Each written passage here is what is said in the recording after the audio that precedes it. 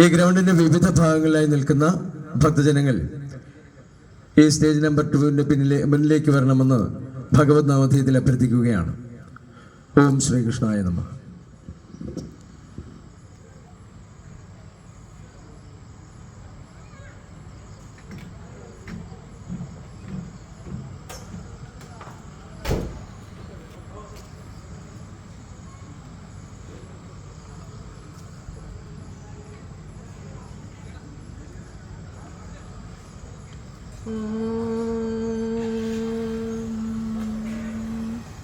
ഹരിശ്രീ ഗണപതയേ നമഃ. അവിഘ്നമസ്തു.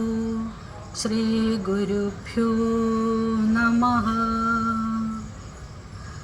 ഓം ശ്രീകൃഷ്ണായ നമഃ. ഈശ്വര പരമകൃഷ്ണ സച്ചിദാനന്ദ അനാദിരാതിർ ഗോവിന്ദ സർവകാരണ കാരണം. എല്ലാ കാരണങ്ങൾക്കും കാരണഭൂതനായ ഭഗവാൻ ശ്രീകൃഷ്ണനെ, ഈ ഗുരുദേവപുരം ദേശനാഥനായ ഭഗവാൻ ശ്രീകൃഷ്ണനെ സാദരം നമസ്കരിക്കുന്നു. ഇവിടെ സന്നിഹിതരായിരിക്കുന്ന എല്ലാ സുഹൃതാത്മാക്കൾക്കും എൻ്റെ സാദര നമസ്കാരം. ഞാനിന്നിവിടെ പ്രഭാഷണം നടത്താൻ പോകുന്നത് സനാതനധർമ്മ മഹിമയെക്കുറിച്ചാണ്. അതിനോടൊപ്പം ഭഗവത്ഗീതയിലെ തത്വോപദേശങ്ങളും അവതരിപ്പിക്കുന്നു. സനാതനധർമ്മം, വൈദിക ധർമ്മം, ഹിന്ദു ധർമ്മം, ആർഷഭാരതധർമ്മം, ഈ ധർമ്മവ്യവസ്ഥയിൽ അധിഷ്ഠിതമായാണ് നാം ജീവിക്കുന്നത്. സനാതനം എന്ന വാക്ക് തന്നെ നവമായി നിൽക്കുന്നത് എന്നും പുതുതായി നിൽക്കുന്നത് എന്നാണ് അർത്ഥം. അതിന് ആദിയോ അന്തിമമോ ഇല്ല. അതെന്നും നവമായി തന്നെ നിലകൊള്ളുന്നു. ഈ സനാതനം ധർമ്മവ്യവസ്ഥ അണു മുതൽ ബ്രഹ്മാണ്ടം മുതൽ വരെ എന്തിനാൽ ചേർത്ത് കോർത്തിണക്കപ്പെട്ടിരിക്കുന്നുവോ ആ ഒരു വ്യവസ്ഥ നമുക്കുണ്ട്. ആ വ്യവസ്ഥയാണ് ധർമ്മം എന്ന് പറയുന്നത്. ധ്രിയതേ ഇതി ധർമ്മഃ. എന്തിനാൽ ധരിക്കപ്പെട്ടിരിക്കുന്നുവോ അതാണ് നമ്മുടെ ധർമ്മം. ഈ ധർമ്മം നമ്മുടെ വേദങ്ങളിലെല്ലാം അധിഷ്ഠിതമാണ്. ഈ ധർമ്മവ്യവസ്ഥയെ നിലനിർത്തുന്നത് തന്നെ നമ്മുടെ ഭാരതത്തിലെ കുടുംബസങ്കല്പമാണ്. അതായത് മറ്റ് പാശ്ചാത്യ രാജ്യങ്ങളിലേക്കൊക്കെ ഇന്ന് കണ്ണോടിച്ചാൽ അവിടുത്തെ സംസ്കാരങ്ങളെല്ലാം തകർന്നു പോയിട്ടും ഭാരതത്തിൻ്റെ സംസ്കാരം ഇന്നും നിലനിൽക്കുന്നതിന് പ്രധാന കാരണം നമ്മുടെ കുടുംബ വ്യവസ്ഥയാണ്. നാം നമ്മുടെ അടുത്ത തലമുറയ്ക്കും ഈ ആശയങ്ങളെല്ലാം പകർന്നു നൽകേണ്ടതാണ്. ഈ അറിവിനെ നമുക്കായി തന്നിരിക്കുന്നത് നമ്മുടെ വേദഗ്രന്ഥങ്ങളിലൂടെയാണ്. ഈ അറിവ് എഴുതപ്പെട്ടിരിക്കുന്നത് വേദഗ്രന്ഥങ്ങളിലാണെങ്കിലും ഇതെല്ലാം പകർന്നു തന്നത് നമ്മുടെ ഋഷീശ്വരന്മാരാണ്. ഋഷീശ്വരന്മാർ എന്ന് വെച്ചാൽ പുരാതനകാല മഹാകവികൾ. ഋഷയോ മന്ത്രദൃഷ്ടാരഹ, ഋഷയോ സത്യദൃഷ്ടാരഹ, അതായത് സത്യത്തെ അറിഞ്ഞവർ, കാര്യത്തിൽ നിന്നും കാരണത്തെ കണ്ടുപിടിച്ചവർ. ആ മന്ത്രങ്ങളിലൂടെ അവർ മനസ്സിൽ നിരന്തരം മനനം ചെയ്തു അവരുടെ മനസ്സിൽ തെളിഞ്ഞു വന്ന ആ പരമസത്യത്തെ നമുക്കായി പ്രാപ്തമാക്കി തന്നിരിക്കുന്നു. അത് നമ്മുടെ വേദഗ്രന്ഥങ്ങളിലൂടെയാണ്. നമ്മുടെ വേദങ്ങളെക്കുറിച്ച് പറഞ്ഞാൽ, വേദം എന്നാൽ അറിവെന്നാണ് അർത്ഥം, ജ്ഞാനം. ഈ വേദം അറിവിൻ്റെ അടിസ്ഥാനത്തിൽ വേദം ഒന്നേ ഉള്ളൂ. എന്നാൽ ഗ്രന്ഥരാശി വരുമ്പോൾ ലക്ഷണങ്ങളുടെ അടിസ്ഥാനത്തിൽ 3ഉം ഗ്രന്ഥരാശിയിൽ 4ആയും തിരിച്ചിരിക്കുന്നു. നമ്മുടെ പ്രധാനപ്പെട്ട വേദങ്ങൾ നമുക്ക് നൽകുന്ന അറിവുകൾ ഋഗ്വേദം, യജുർവേദം, സാമവേദം, അഥർവവേദം എന്നിവയാണ്. ഈ വേദങ്ങൾ മാത്രമല്ല, വേദങ്ങൾ കൂടാതെ ഉപനിഷത്തുക്കൾ, വേദാംഗങ്ങൾ, പുരാണങ്ങൾ, ഇതിഹാസങ്ങൾ, ഇവയെല്ലാം നമ്മൾക്ക് അറിവ് പകർന്നു തരുന്ന നമ്മുടെ പ്രധാനപ്പെട്ട ഗ്രന്ഥങ്ങളാണ്. അനേകം ഗ്രന്ഥങ്ങൾ നമുക്കുണ്ട്. അപ്പം നാം ഒരു പഠനം ആരംഭിക്കുമ്പോൾ തന്നെ ഒരു കൽപ്പന പറയുന്നുണ്ട്.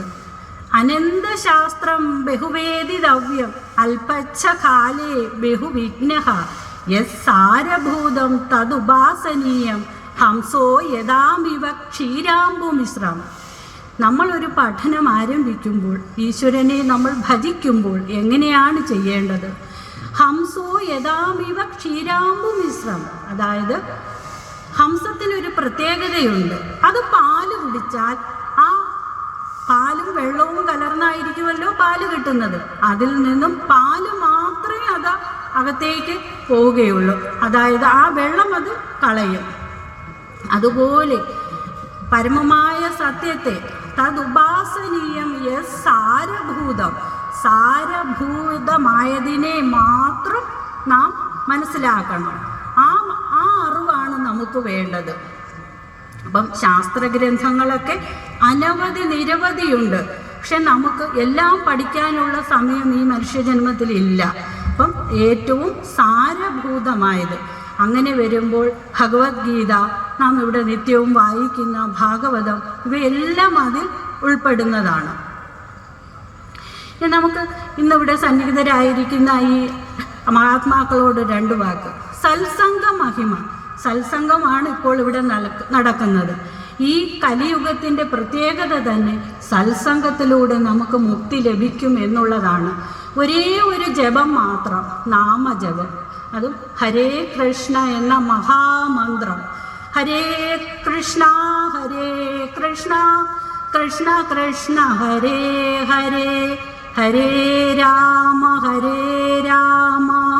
രാമ രാമ ഹരേ ഹരേ. നിത്യവും നമുക്ക് എത്ര തവണ ചൊല്ലാൻ പറ്റുമോ അത്രയും ജപിക്കുക. ഈ ജപയജ്ഞത്തിലൂടെ തന്നെ ഈ കലിയുഗത്തിൽ നമുക്ക് മുക്തി നേടാൻ സാധ്യമാണ്.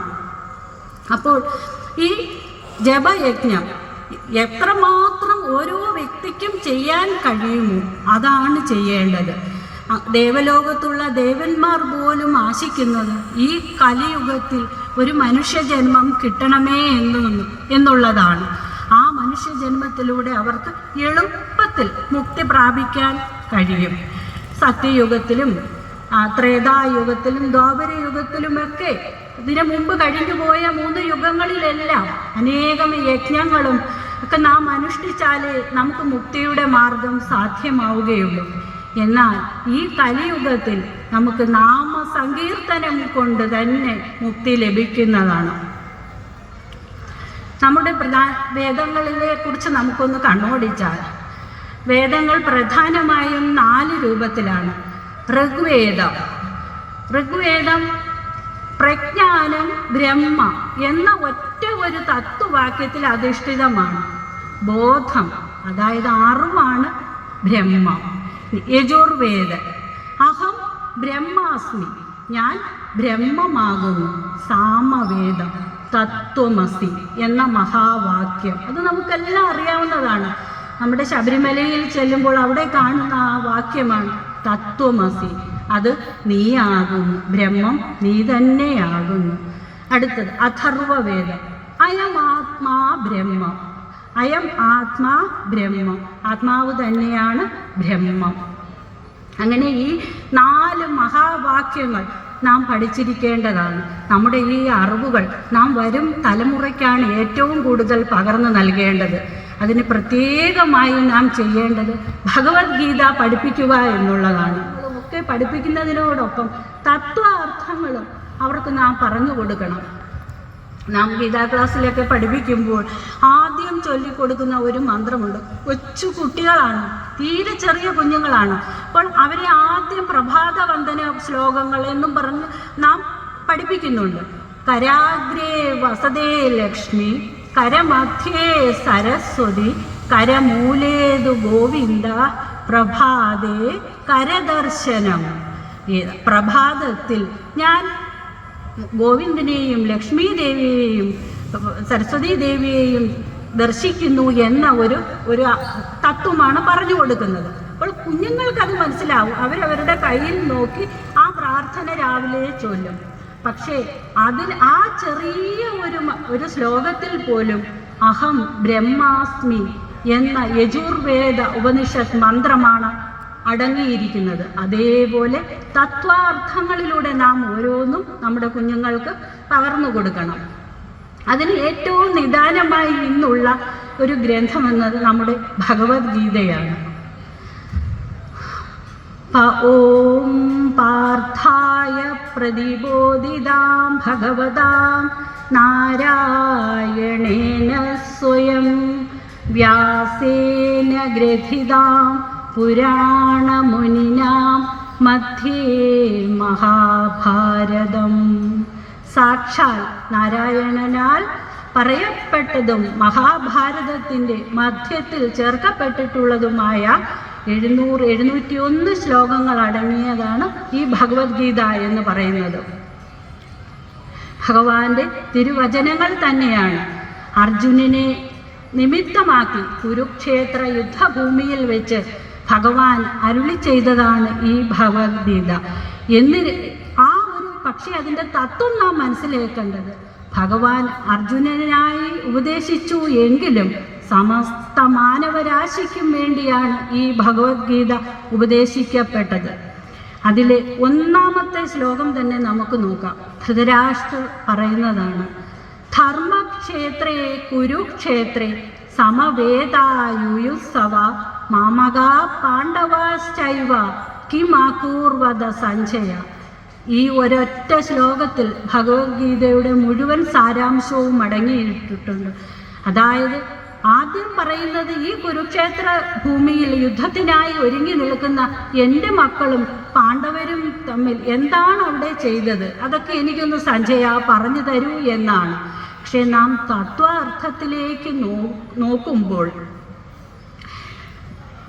ഈ ധർമ്മക്ഷേത്രം, അതായത് ഈ കുരുവംശരുടെ ക്ഷേത്രമാണ് ഈ കുരുക്ഷേത്രം എന്നത്. ദൈവിക കർമ്മങ്ങളെല്ലാം നടക്കുന്ന ഒരു സ്ഥലമാണ് കുരുക്ഷേത്രം.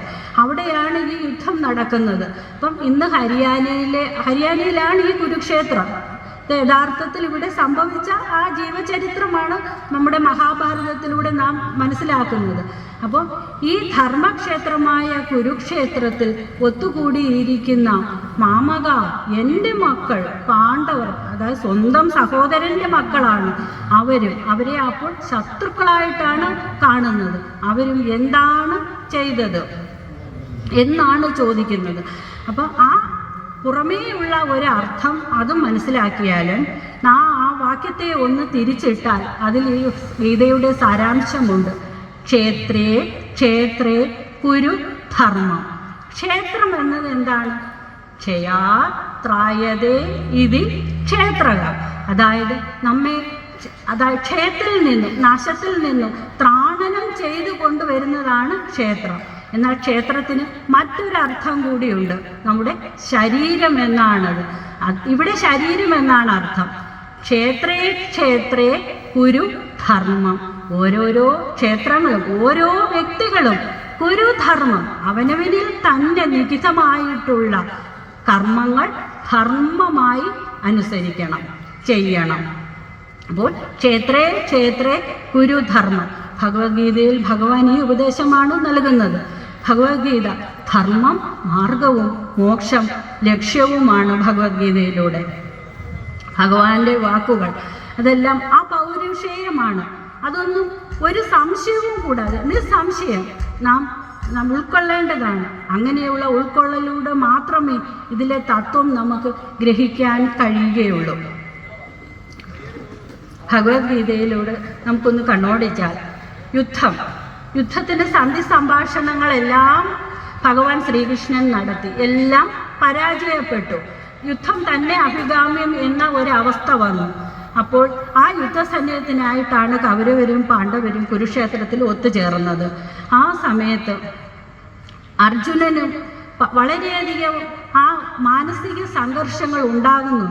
അതുകൂടാതെ ഭഗവാൻ ആരുടെയും ഗർവ് അനുവദിക്കില്ല. അത് ശമിപ്പിച്ചിട്ടേ അനുഗ്രഹം ചൊരിയുകയുള്ളൂ. അപ്പോൾ ആ അർജുനന്റെ ഉള്ളിലും താനൊരു വലിയ ഗാന്ധീവധാരിയാണ്, അസ്ത്രധാരിയാണ്, വില്ലാളി വീരനാണ് എന്ന ഒരു ചിന്ത ഉണ്ടായിരുന്നു. ഈ ചിന്ത ഉള്ളിൽ കിടക്കുന്നിടത്തോളം കാലം അർജുനന് ജയം സാധ്യമല്ല. അത് ഭഗവാൻ മനസ്സിലാക്കി. ഒരു സമയത്ത് അർജുനൻ ഭഗവാനോട് പറയുന്നു, അർജുനന്റെ തേര് തെളിക്കുന്നത് ഭഗവാൻ പാർത്ഥസാരഥി. ആ ഭഗവാനോട് പറയുകയാണ്, സേനയോർ ഉഭയോർ മധ്യേ രഥം സ്ഥാപിതമേ അച്യുത. അച്യുത, ഈ രണ്ട് സേനകളുടെയും നടുക്കായിട്ട് എൻ്റെ രഥം സ്ഥാപിച്ചാലും ഞാനൊന്ന് കാണട്ടെ ആരൊക്കെയാണ് യുദ്ധം ചെയ്യാൻ വന്നിരിക്കുന്നത്. അപ്പോൾ ആ ഒരു ഗർവിൻ്റെ ഒരു തെളിഞ്ഞു കാണുന്നുണ്ട്. ഗർവ് എന്ന ആ ഒരു അഹങ്കാര ഭാവം അത് ശമിപ്പിക്കണം. ഭഗവാൻ എന്ത് ചെയ്തു? ഭഗവാൻ നേരെ തേര് ഓടിച്ച് ആരുടെ?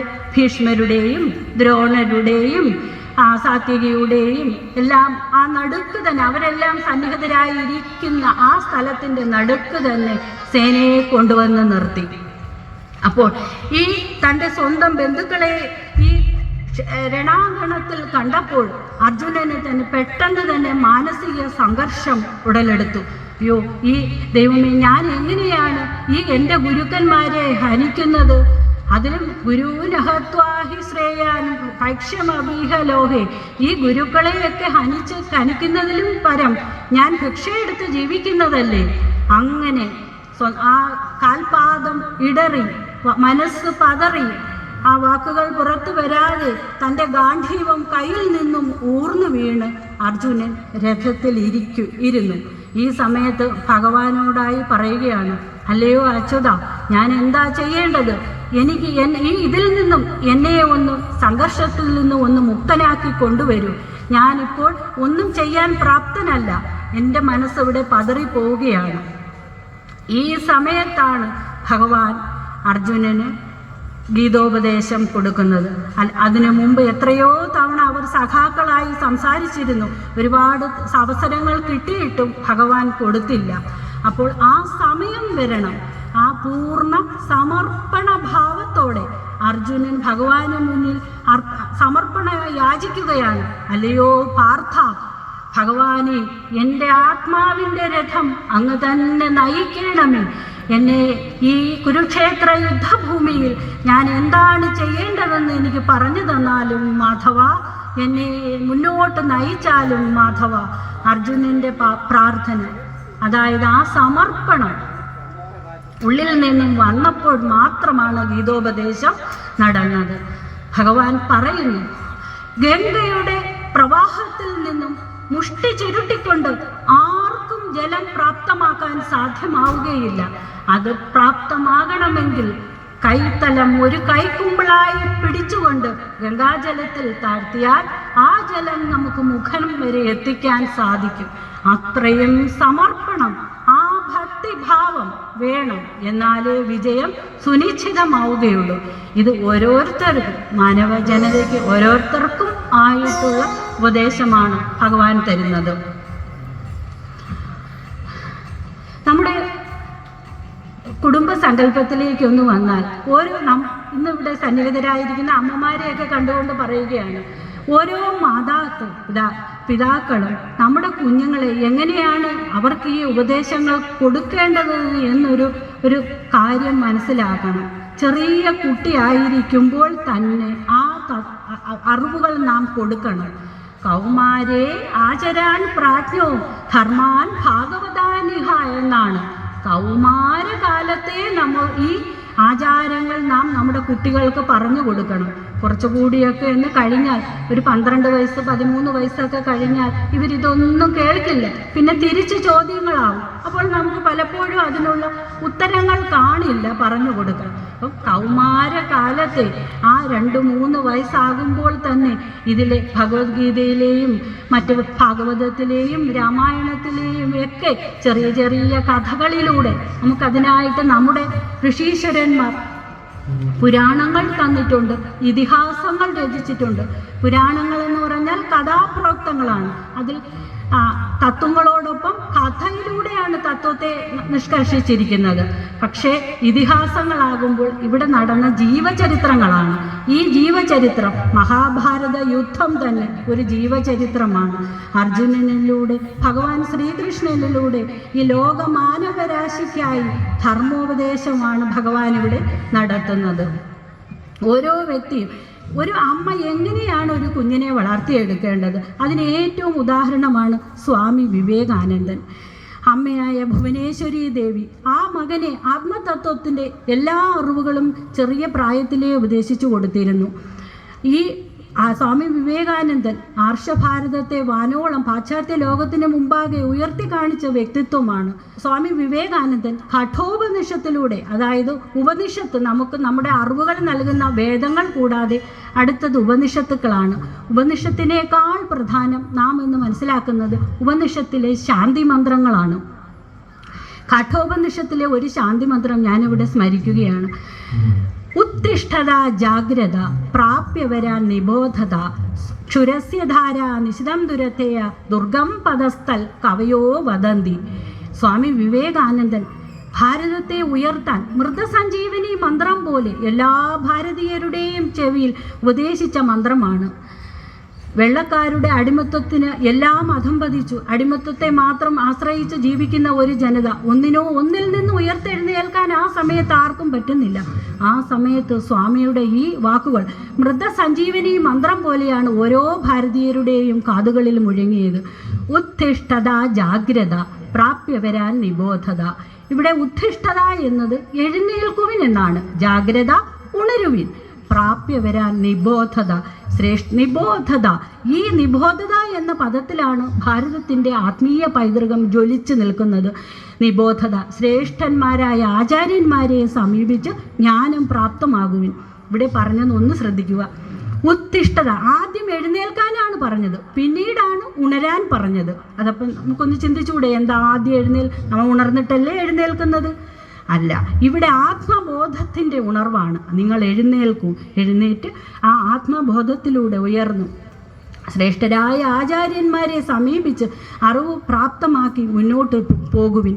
ഇതാണ് സ്വാമി വിവേകാനന്ദൻ നമുക്ക് ഭാരതത്തിന് നൽകിയത്. ഈ മൃതസഞ്ജീവനി മന്ത്രം ഒന്നുകൊണ്ട് മാത്രമാണ് ഭാരതം ആ സമയത്ത് അടിമത്തത്തിൽ നിന്ന് ഒന്ന് ഉയർത്ത് എഴുന്നേറ്റത്. ഭഗവത്ഗീത നമുക്ക് സാഖ്യയോഗത്തിലൂടെയും കർമ്മയോഗത്തിലൂടെയും ഭക്തിയോഗത്തിലൂടെയും ഒക്കെ നമ്മുടെ ആ മോക്ഷപ്രാപ്തി എങ്ങനെയാണ് സാധ്യമാകുന്നതെന്ന മാർഗം ഉപദേശിച്ചു തരുന്നുണ്ട്. സാഖ്യയോഗം ഭഗവത്ഗീതയുടെ 2ാമത്തെ ഒരു അധ്യായമാണ്. സാഖ്യയോഗം എന്നാൽ ജ്ഞാനയോഗം എന്നാണ്, അറിവാണ്, ആത്മതത്വമാണ് ഭഗവാൻ ഉപദേശിക്കുന്നത്.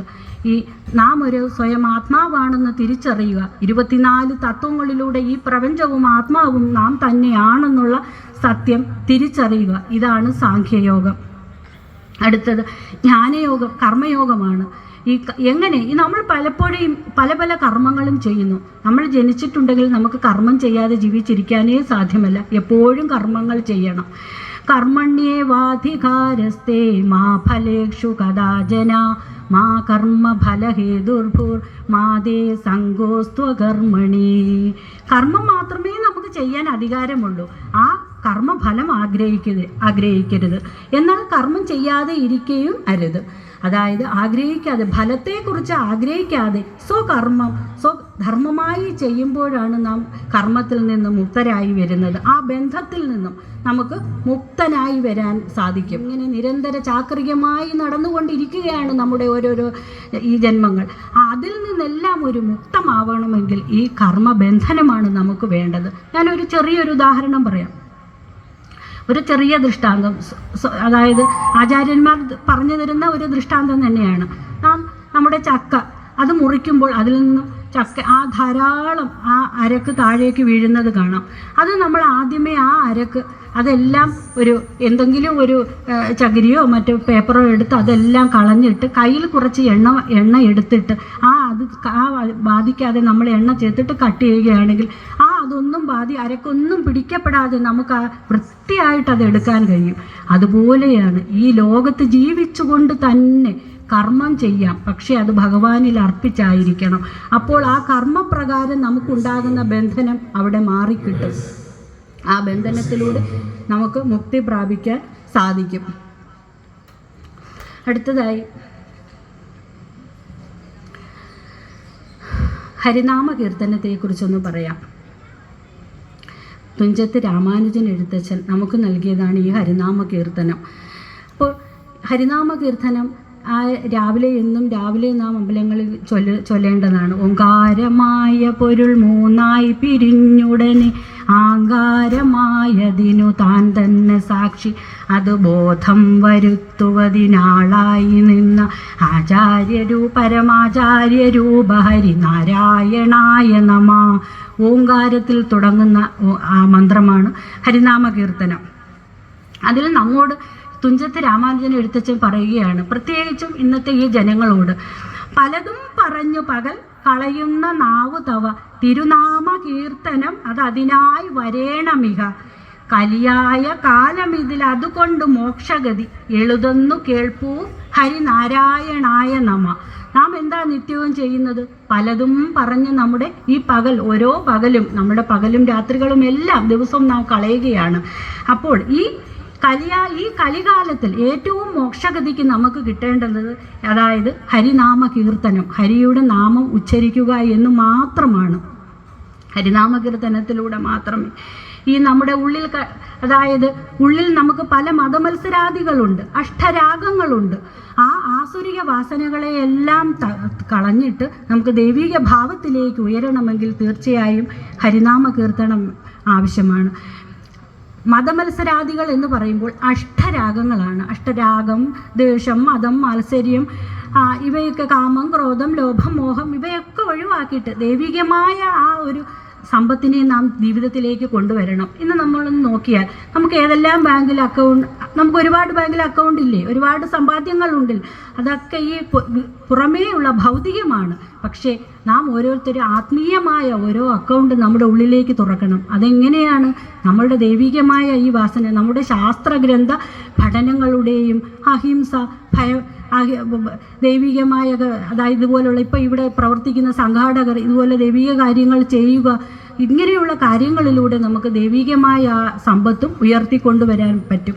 ഈ ഒരു സമ്പത്ത് മാത്രമേ നമ്മുടെ അടുത്ത ജന്മത്തിലേക്ക് നമുക്ക് വഴി തെളിക്കുകയുള്ളൂ. ഇതുകൊണ്ട് മാത്രമേ നമുക്ക് ആ ഒരു ജന്മം, അടുത്തത് പൂർണ്ണമായും നമുക്കൊരു മനുഷ്യജന്മം കിട്ടണമെന്നുണ്ടെങ്കിൽ ഈ തരത്തിലുള്ള ദൈവീക വാസനകൾ നാം ഈ ജന്മത്തിൽ തന്നെ വളർത്തിയെടുക്കണം. അപ്പോൾ അടുത്ത ജന്മമെങ്കിലും ആ ഒരു മനുഷ്യ ശ്രേഷ്ഠ ജന്മം നമുക്ക് കിട്ടും. വീണ്ടും ഇതിൽ നിന്നും കുറച്ച് പുരോഗതി കൂടി ഉണ്ടായി വീണ്ടും ആ ജന്മങ്ങൾ പിന്നീട് ഉണ്ടായി പിന്നെ അവസാനം മുക്തിയിലേക്ക് നമുക്ക് പ്രാപിക്കാൻ കഴിയും. ഭക്തിയുടെ മാർഗം നാം പറഞ്ഞാൽ ഭക്തി ഏറ്റവും ശ്രേഷ്ഠമാണ്. അതായത് ജ്ഞാനത്തേക്കാൾ കർമ്മത്തേക്കാൾ എല്ലാം ഭക്തിയാണ് മുന്നിൽ നിൽക്കുന്നത്. ഒരു ചെറിയ കഥ പറയാം. മേൽപ്പത്തൂർ നാരായണ ഭട്ടതിരിപ്പാട്, അദ്ദേഹത്തിൻ്റെ എല്ലാവർക്കും അറിയാം, നാരായണീയം രചിച്ചതാണ്. 27ാമത്തെ വയസ്സിലാണ് മേൽപ്പത്തൂർ നാരായണ ഭട്ടതിരിപ്പാട് നാരായണീയം രചിക്കുന്നത്. അപ്പം ഈ നാരായണീയം രചിച്ചതിന് ശേഷം അദ്ദേഹം കൃഷ്ണ ഭജനത്തിലൂടെയും ഗ്രന്ഥങ്ങൾ ഇതുപോലെയുള്ള രചിക്കുന്നതിലൂടെയും ഒക്കെ ജീവിതം കഴിച്ചു കൂട്ടുകയാണ്. അപ്പോൾ അങ്ങനെ ഇരിക്കുമ്പോൾ അദ്ദേഹം ഗുരുവായൂരും ഇടയ്ക്കും ഭജനം പാർക്കാൻ വരും. അപ്പം ഈ പൂന്താനം നമ്പൂതിരിയും ആ കാലഘട്ടത്തിൽ തന്നെ ജീവിച്ചിരുന്ന ഒരാളാണ്. അപ്പോൾ പൂന്താനം നമ്പൂതിരി ആ ഇടയ്ക്കാണ് ജ്ഞാനപ്പാന എഴുതിയത്. അദ്ദേഹം ഈ ജ്ഞാനപ്പാന എഴുതിയിട്ട് ഒരു ദിവസം മേൽപ്പത്തൂർ നമ്പൂതിരിപ്പാട് വന്നപ്പോൾ അദ്ദേഹം ചുറ്റുപ്രദക്ഷിണം വെച്ച് തൊഴുകയാണ് അമ്പലത്തിൽ.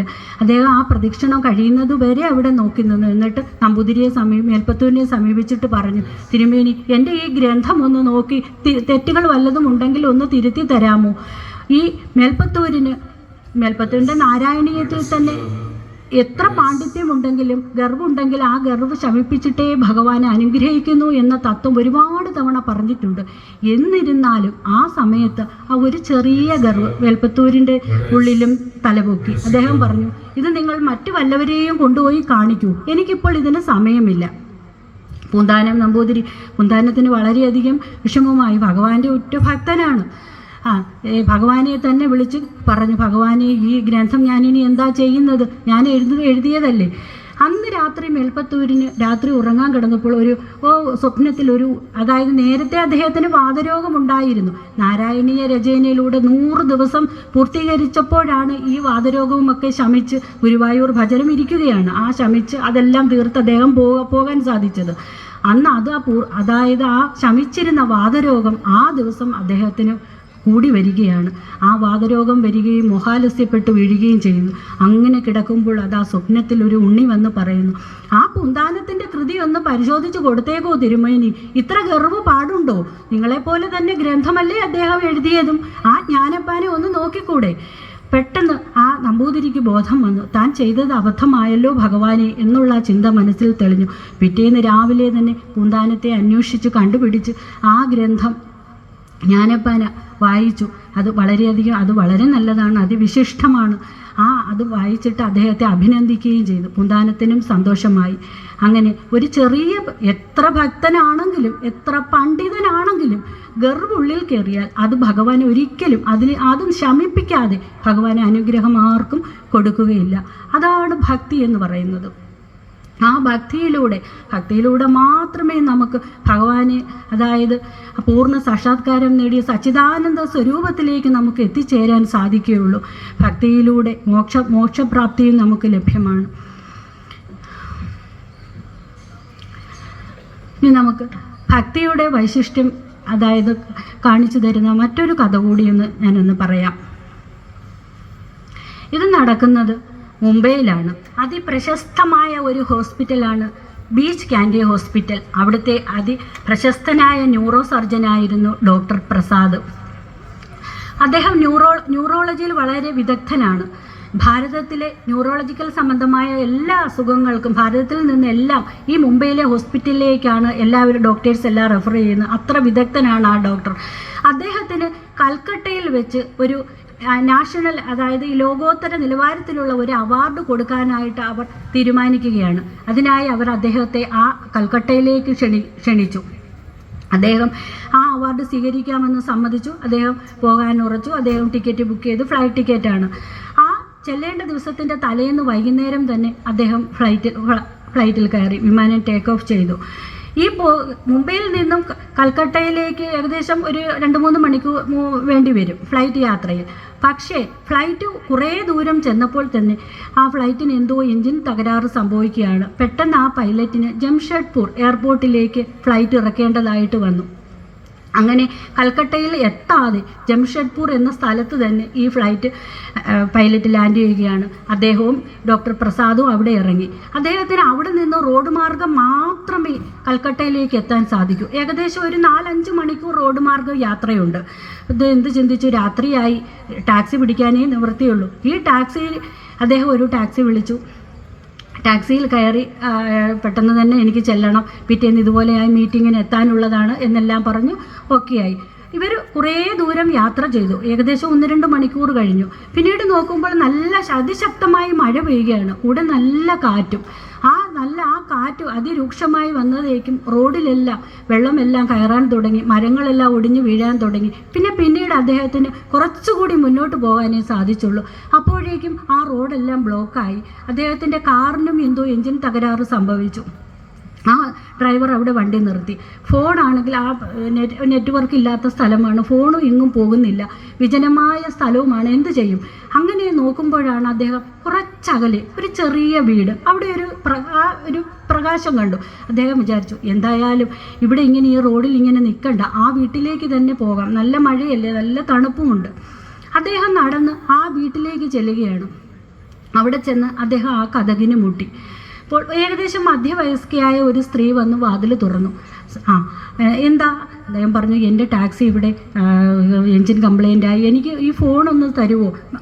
മറ്റൊരു ടാക്സി അറേഞ്ച് ചെയ്ത് എനിക്ക് കൽക്കട്ടയിലേക്ക് പോകാനാണ്. അപ്പോൾ ആ സ്ത്രീ പറഞ്ഞു, ഞങ്ങൾ വളരെ സാധുക്കളാണ്, ഒരു ഫോൺ വിളിക്കാനുള്ള സംവിധാനമൊന്നും ഇവിടെ ഇല്ല. എന്തായാലും അങ്ങ് ഇവിടെ വരെ വന്നതല്ലേ, നന്നായിട്ട് മഴ നനഞ്ഞിട്ടുണ്ട്, അകത്തേക്ക് കയറി വരൂ എന്ന് പറഞ്ഞ് ആ സ്ത്രീ ഒരു ടവൽ കൊടുത്തു.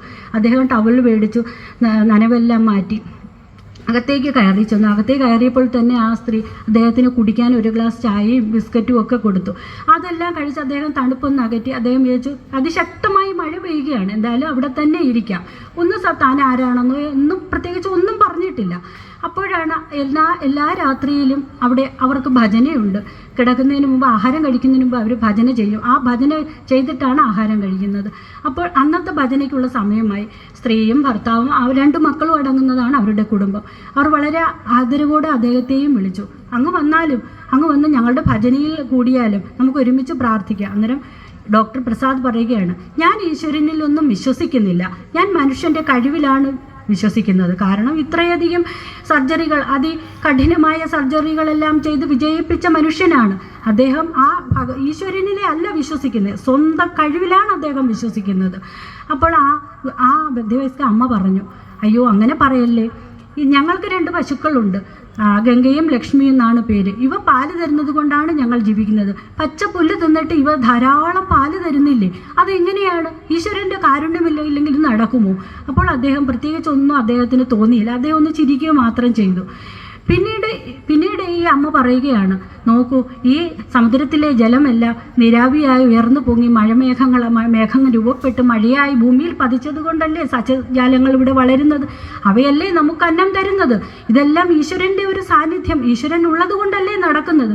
അപ്പോൾ അദ്ദേഹം ചിന്തിക്കുകയാണ്, പാവം മനുഷ്യർ, ഇവർക്ക് സയൻസ് എന്താണെന്ന് അറിയത്തില്ല, മറ്റു ഈ ഭൗതിക ലോകത്തെക്കുറിച്ച് ഒന്നും ഉള്ള ധാരണയൊന്നും പ്രതിഭാസങ്ങളെക്കുറിച്ച് ഒന്നും ഇവർക്കും അറിയില്ലല്ലോ എന്ന് അദ്ദേഹം ചിന്തിച്ചു. പെട്ടെന്നാണ് അവർ ആ അച്ഛൻ്റെ മടിയിലിരിക്കുന്ന ആ മകനെ അദ്ദേഹം ഒന്ന് ശ്രദ്ധിച്ചത്. വളരെ വൈചിത്ര്യമായ സ്വഭാവ വിശേഷം കാണിക്കുന്ന ഒരു കുട്ടി. അപ്പം പെട്ടെന്ന് അവൻ്റെ പല അംഗചലനങ്ങളും ഒന്നും അവന് കൺട്രോൾ ചെയ്യാൻ പറ്റുന്നതേയില്ല. അപ്പോൾ ഈ ഡോക്ടർ അദ്ദേഹത്തോടായി ചോദിച്ചു, എന്താ മകന് പറ്റിയത്, എന്താ മകനിങ്ങനെ? അപ്പോൾ പറഞ്ഞു, മകന് സുഖമില്ലാത്തതാണ്, അവന് എപ്പിലെപ്റ്റിക് സീഷ്വർ എന്ന ഒരു രോഗമാണ്. ഞങ്ങളിവിടെ ജംഷഡ്പൂർ എന്ന ഹോസ്പിറ്റൽ വളരെയധികം ഹോസ്പിറ്റലുകളിൽ കാണിച്ചു, പക്ഷേ ഇവിടെ ഒന്നും അതിനുള്ള ട്രീറ്റ്മെൻ്റ് ഇല്ല. ട്രീറ്റ്മെൻറ്റ് ഉള്ളത് മുംബൈയിലെ ഒരു ഹോസ്പിറ്റലിൽ മാത്രമാണ്. കാലക്സ്റ്റമി എന്ന ഒരു സർജറി മാത്രമേ ഇതിന് പ്രതിവിധിയായിട്ടുള്ളൂ. അത് ബ്രെയിൻ 2 പിളർന്നിട്ട് ചെയ്യുന്ന ഒരു സർജറിയാണ്. അതിവിദഗ്ധനായ ഒരു ഡോക്ടർക്ക് മാത്രമേ ഈ സർജറി ചെയ്യാൻ സാധിക്കുകയുള്ളൂ. അത് ലഭിക്കണമെങ്കിൽ മുംബൈയിൽ വരെ പോകണം. അത് ചെയ്യുന്ന ഒരേ ഒരു ഡോക്ടർ പ്രസാദ് ആണെന്നും ഇവിടുത്തെ ഡോക്ടർ പറഞ്ഞു. പക്ഷേ ഞങ്ങൾ പാവപ്പെട്ടവരല്ലേ, എങ്ങനെയാണ് അവിടെ വരെ എത്തുക എന്ന് ആ ഭർത്താവ് പറഞ്ഞു. എന്നിട്ടും അദ്ദേഹം പറയുകയാണ്, പക്ഷേ ഓരോ ദിവസവും എൻ്റെ ഭാര്യ പറയുകയാണ്, ആ ഒരു അനന്യമായ ആ ഭക്തി, അതായത് ഈശ്വരനോടുള്ള അവളുടെ അചഞ്ചലമായ ഭക്തി അവൾക്കുണ്ട്. അവൾ ഓരോ നിമിഷവും പറയുകയാണ്, അങ്ങ് വിഷമിക്കേണ്ട, ഇതിനുള്ള പ്രതിവിധി നമ്മുടെ മുന്നിൽ തന്നെ വന്നു ചേരും, നമ്മുടെ ഡോറിൽ തന്നെ മുട്ടിയിരിക്കും എന്നുള്ള അവളുടെ ആ ഒരു ചൊല്ലാണ് എന്നും ഞാൻ കേൾക്കുന്നത്. ഞങ്ങൾ വളരെയധികം ശ്രമിച്ചു മുംബൈയിലേക്ക് പോകാൻ, പക്ഷേ നടക്കുന്നില്ല. അപ്പോഴാണ് ഡോക്ടർ പ്രസാദിന് തൻ്റെ യാത്ര മുടങ്ങിയത്, തൻ്റെ ഫ്ലൈറ്റ് ജംഷഡ്പൂരിൽ വച്ച് താൻ ഇറങ്ങിയതും വഴിയിൽ വെച്ച് ഈ വിജനമായ ഗ്രാമ അന്തരീക്ഷത്തിൽ വെച്ച് തൻ്റെ വണ്ടി ഓഫായതും ഇതെല്ലാം എന്തിലേക്കുള്ള ആ ഒരു വഴിയായിരുന്നു എന്ന്. ആ അമ്മയുടെ സ്വന്തം മകനുള്ള ഏക പ്രതിവിധി ഡോക്ടർ പ്രസാദാണെന്ന് അറിഞ്ഞ നിമിഷം മുതൽ ആ അമ്മ ഭഗവാനെ അനന്യമായ ഭക്തിയോടെ വിളിച്ച് അപേക്ഷിക്കുകയാണ്, എങ്ങനെയെങ്കിലും അവിടെ എത്തണം, എൻ്റെ കുഞ്ഞിനെ രക്ഷിക്കണം. ഈ പ്രാർത്ഥന ഉള്ളിൽ നിന്ന് വരുന്നതാണ്. പക്ഷേ ഇവർക്കെത്താൻ ഒരു മാർഗവുമില്ല. ആ സമയത്ത് ഭഗവാൻ ഇത്ര ഉന്നത പദവിയിലിരിക്കുന്ന ഒരു അപ്പോയിൻമെൻ്റ് ഒക്കെ കിട്ടണമെങ്കിൽ 6 മാസം മുമ്പേ ബുക്ക് ചെയ്യണം. അത്ര ആ ഒരു തിരക്കുള്ള ഒരു ഡോക്ടറാണ്. അദ്ദേഹത്തെ അവരുടെ ആ ചെറിയ വീടിന് മുന്നിൽ എത്തിച്ചു. ആര്? ആ ഭഗവാൻ.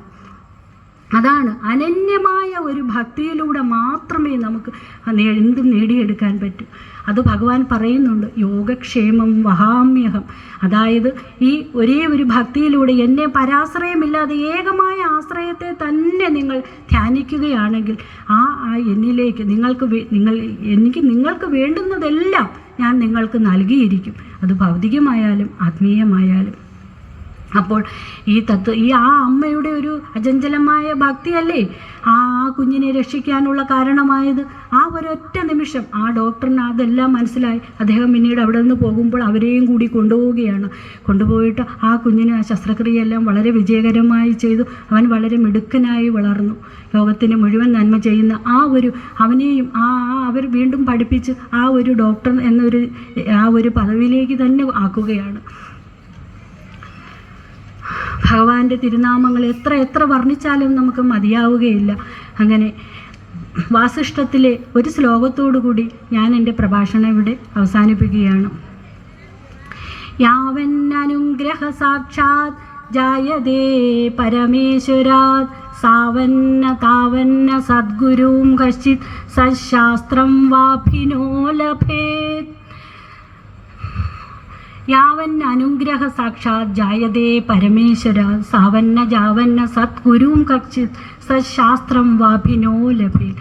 എന്തൊക്കെ അനുഗ്രഹങ്ങൾ ലഭിച്ചാലും, ഏതൊക്കെ ഗുരുവിൽ നിന്ന് നാം ശാസ്ത്രങ്ങൾ അഭ്യസിച്ചാലും, എന്താണ് ആ പരമകാരുണികനായ പരമാത്മാവിൽ നിന്നുമുള്ള ആ അനുഗ്രഹം വരാതെ അതൊന്നും ഫലപ്രാപ്തിയിലെത്തുകയില്ല.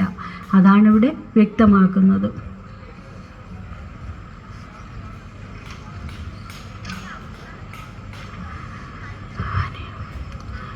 കായേന വാചാ മനസേന്ദ്രിയർവാ ബുദ്ധ്യാത്മനാ വാ പ്രകൃതി സ്വഭാവാത് കരോമി യദ്യത് സകലം പരസ്മൈ ശ്രീമന്നാരായണായേതി സമർപ്പയാമി. കരചരണകൃതം വാ കായജം കർമ്മജം വാ ശ്രവണനയനജം വാ മാനസം വാ പരാധം വിഹിതമവിഹിതം വാ സർവമേതക്ഷമസ്വ. ജയ ജയ കരുണാബ്ധേ ശ്രീ മഹാദേവ ശംഭോ. ഹരി ഓം. ഇങ്ങനെ ഒരു പ്രഭാഷണം ഇവിടെ ചെയ്യാൻ എനിക്ക് അനുമതി നൽകിയ സംഘാടകരോടും ഇതിൻ്റെ ഭാരവാഹിയോടുമുള്ള അഹൈതുകമായ നന്ദിയും കടപ്പാടും അറിയിക്കുന്നു. എല്ലാവർക്കും നന്ദി, നമസ്കാരം.